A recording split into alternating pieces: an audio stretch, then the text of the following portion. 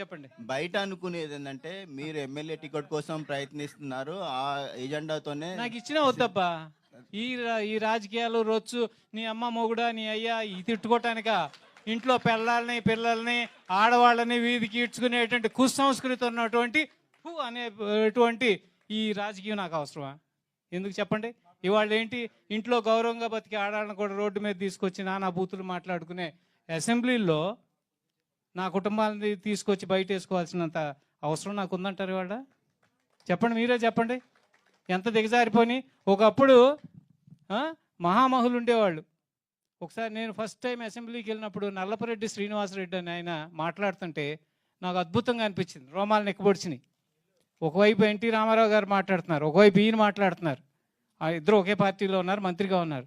So ఆ భాష, భావం అద్భుతం. అవి చూసి వాళ్ళ అబ్బాయి మాట్లాడుతున్నాడు ఇప్పుడు